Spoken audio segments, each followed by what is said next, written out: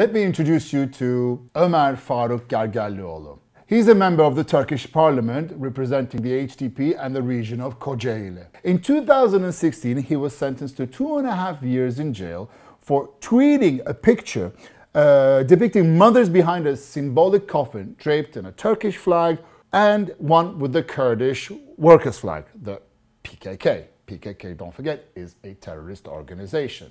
Now, the whole idea behind this picture was, to symbolize peace and to symbolize the fact that at the end of the day, it's the mothers who cry the most after their children, who cries the most after their loved ones. It was a peaceful tweet, but nonetheless, he was still tried and convicted for 2.5 years. He was subsequently fired from his job from the state hospital in Izmir. He's a doctor at the end of the day, a pulmonologist actually. But he kept on doing his work.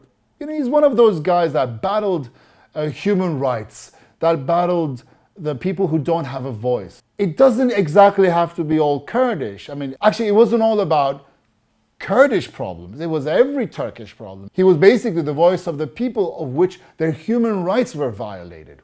Women, children, Kurds, Turks, everybody's rights. In 2018, though, he retweeted an article stating that if the PKK takes the initiative, peace can be achieved within a month.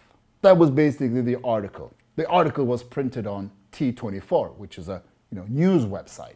Because of that retweet, 2 days ago, he was stripped of his parliamentary membership, hence making him no longer a member of the General Assembly, and taking his immunity clause. Members of the parliament have immunity. They're not allowed, they can't go to jail for previous convictions unless they do something right now. And guess where he is now? As we speak today, he's still at the General Assembly. He doesn't have his immunity anymore.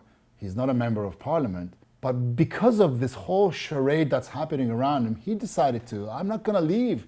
He decided that he's not going to leave the General Assembly unless police come and take him out of it.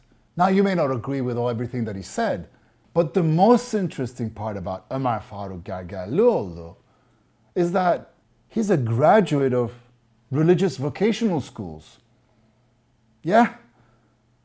He's a graduate of religious vocational schools. The schools where the AKP believes that the new generation of Democrat Islamists are going to come from. He's a graduate from that, and he goes on to become a doctor.